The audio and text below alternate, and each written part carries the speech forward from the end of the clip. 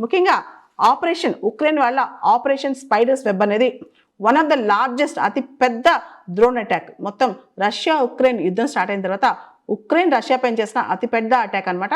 దాదాపు 41 రష్యన్ ప్లేన్స్ని, ఏదైతే Russia military ఫీల్డ్స్లో ఉందో, రష్యా మిలిటరీ ఎయిర్ ఫీల్డ్స్లో ఉన్న ప్లేన్స్ని ఉక్రెయిన్ అటాక్ చేసిందనమాట. ఇది చాలా పెద్ద ఇంటెలిజెన్స్ ఒక ఫీట్ అని చెప్పుకోవచ్చు. ఉక్రెయిన్ చాలా తెలివిగా చాలా ఇంటెలిజెన్స్ సేకరించేసిందని చెప్పుకోవచ్చు.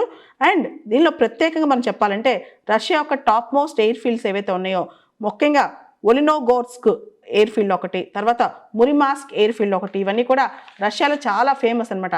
స్ట్రెడ్నీ ఎయిర్ ఫీల్డ్ ఒకటి, ఇవన్నీ కూడా ఉక్రెయిన్ అటాక్ చేసిందనమాట. సో ఉక్రెయిన్ అఫీషియల్స్ కథనం ప్రకారం కూడా 41 రష్యాకి సంబంధించిన 41 ఎయిర్ క్రాఫ్ట్స్, రష్యాకి సంబంధించిన మిలిటరీ ఎయిర్ ఫీల్డ్స్, ఇవన్నీ కూడా నాశనం చేయగలిగింది ఉక్రెయిన్ అనమాట.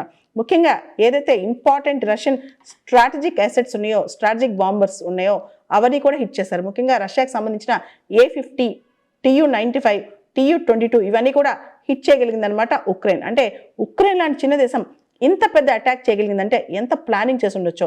దాదాపు 1.5 year ప్లానింగ్ అంట. ఈ ప్లానింగ్ కూడా చాలా క్లోజ్గా ఏదైతే రష్యన్ ఇంటెలిజెన్స్ ఏజెన్సీ ఉందో FSB వాళ్ళ హెడ్ క్వార్టర్స్కి చాలా దగ్గరగా ఉండి ప్లాన్ చేశారంట. సో ఇదంతా రష్యా ఇంటెలిజెన్స్ ఫెయిల్యూర్ అని కూడా చాలా మంది అంటున్నారనమాట.